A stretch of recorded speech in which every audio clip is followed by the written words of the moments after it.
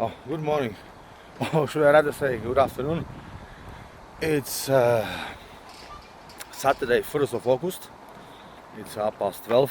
Quite late, I know, but it's Saturday, it's nice weather. So I'm doing fasted cardio. I pushed the foot a little bit further. So I should be, in theory, still in the burning state and doing 45 minutes.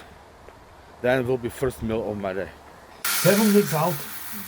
That means the PCA Irish Classic is getting very real now. At this stage of contest preparation, there is no time for any more mistakes. The diet is tighter. Recovery is becoming more important. Cardio becomes part of the daily routine, and every training session has a purpose. But there is something else that becomes increasingly important as the show gets closer, and that is your mindset. Because when you are several months out, it's easy to be motivated because you still have plenty of time. You can afford to have a bad day and tell yourself you will make up for it tomorrow. But 7 weeks out, there isn't much room left for excuses, and that's exactly why I'm here. I'm not giving up yet. On the way to the gym, I'm already thinking about the session. Today's chest, shoulders and biceps, and because I'm 7 weeks out, I'm not interested in simply going through the motions. The weights still matter, the reps as well, quality executions, and logging the data in the logbook. Because even during contest preparation, I want to give my body a reason to maintain the muscle I've built. The objective isn't to destroy myself in the gym. The objective is to stimulate the muscle effectively and recover well enough to do it again. I started the workout with a vertical chest press, 2 working sets, 120 kilos for 8 reps followed by 140 kilos for 6. So when I'm training chest, one of the things I'm concentrating on is making the chest do the work rather than simply moving the weight from A to B. A common mistake on pressing movements is allowing the shoulders and triceps to take over because you are focused entirely on getting the weight up. Instead, I want to control the eccentric portion, maintaining stable position and drive through the range of motion while keeping tension where I want it. The weight is important, but the quality of the repetition is important equally, maybe even more. If you have to completely change your technique just to move another 5-10 kilos, you are not necessarily getting a better stimulus. You are just moving more weight. Good for powerlifting maybe. And there is a difference.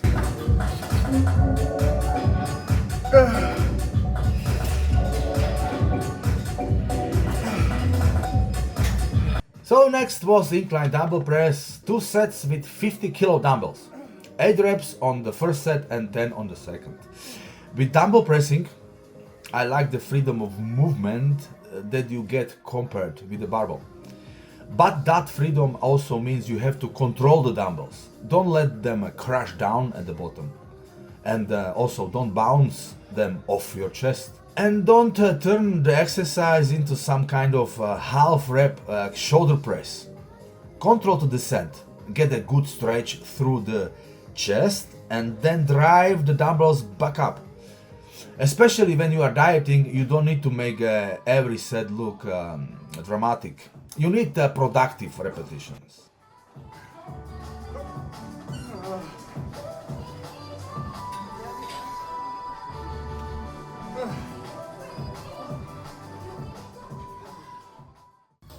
After the pressing movements, I moved on to cable flies, 24 kilos for 10 reps, followed by 26 kilos for 14. This is where I want to focus even more on maintaining tension.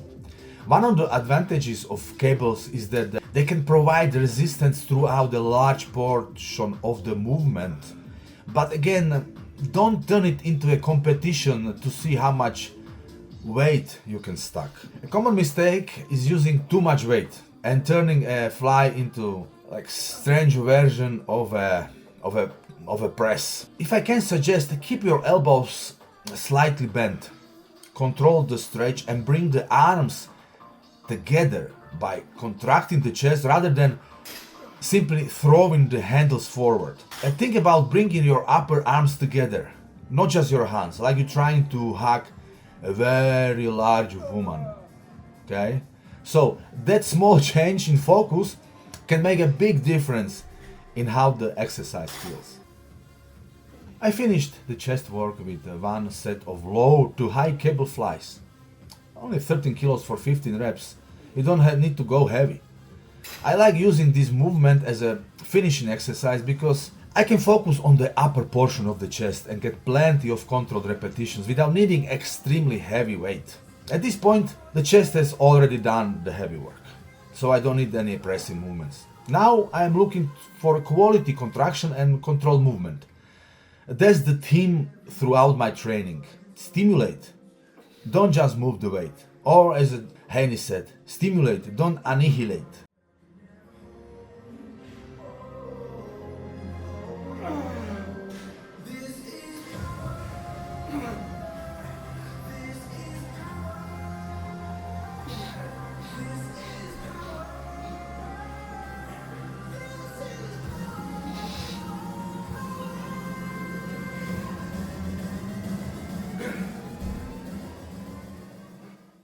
Next came lateral raises with the dumbbells, 18 kilos for 11 reps and 20 kilos for 11 as well. Side delts are one of those muscles where people very often go too heavy. They start swinging the dumbbells, shrugging their shoulders and turning the exercise into a trap movement. You don't need to do that. Keep the movement controlled. Think about driving the elbows away from the body. You don't necessarily need to lift the dumbbells as high as possible. Just stop at the shoulder level. Don't go higher. You need to maintain tension on the lateral delts. And especially during a cutting phase, I would rather see 10 controlled repetitions than 15 repetitions where you are using momentum for half of them. I then did one set of cable lateral raises, 13 kilos for 10 reps. The cable gives me a slightly different resistance profile and provides another way of loading the lateral delt. Again, the goal isn't simply to move the stock. It's about maintaining control and making the target muscle, shoulders, work. Then it was time for biceps. I started with incline dumbbell curls. The incline position puts the shoulders behind the body, so which can create a very good stretch through the biceps. And that's exactly why you need to be careful. Don't rush the bottom of the repetition. Don't let the dumbbell just drop, okay? So control the stretch position and then curl without swinging your body to get the weight moving. One of the biggest mistakes with curls is that people start using their lower back, shoulders and hips because the weight is simply too heavy. If you have to throw your body around to complete the repetition, it's probably time to reduce the weight. What can I say, okay? Just reduce the weight and it'll be fine. Then the next training you can increase the weight again. So I finished the biceps work with some new exercise, Crucifix cable curls. This is a great movement for keeping the biceps under tension while limiting the amount of momentum you can generate. The important thing here is to keep the upper arms relatively stable and focus on flexing the elbow rather than allowing the shoulders to take over. Okay, so, and because it's a cable exercise, I can keep tension on the muscle throughout the entire movement. By this point, the chest, shoulders and biceps have all had their work. Now, it's time for abs.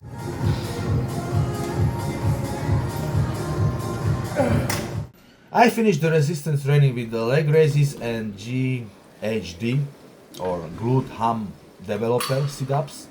People often neglect the core. Well, with abdominal training, I think people often make things unnecessarily complicated. You don't need 25 different ab exercises.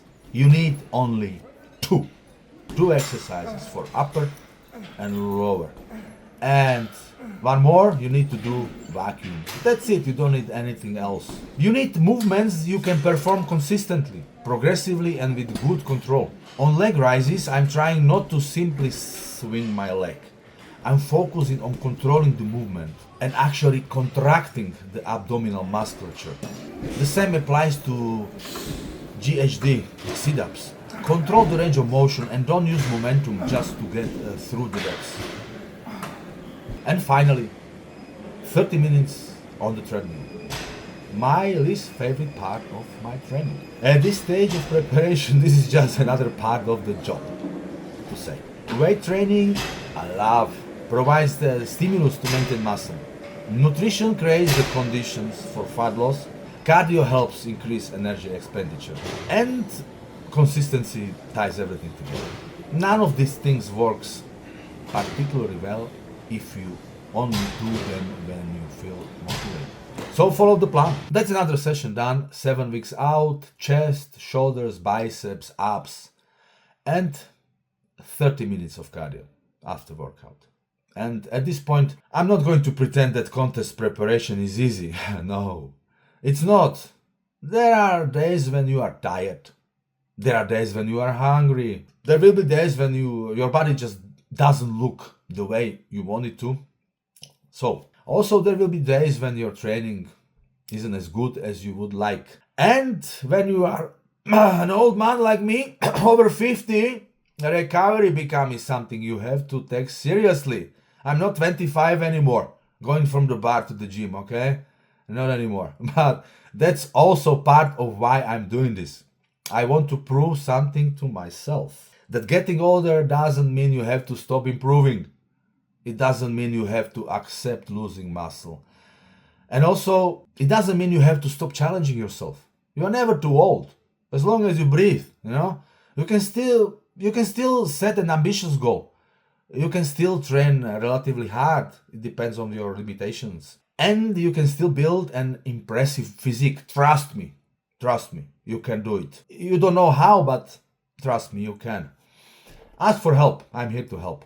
So, and you can still step on the bodybuilding stage, or you don't, just for me. But you have to be willing to do the work when nobody is watching. I'm not going to eat your meals for you, and I'm not going to train for you. I can do anything else for you, but not this, okay? And also recovery is important. I'm still training, I'm following the plan, and most importantly, I am not giving up yet. The PCA Irish Classic is on 20th of September, 7 weeks to go. Let's see what I can bring to that stage. See you at the next video.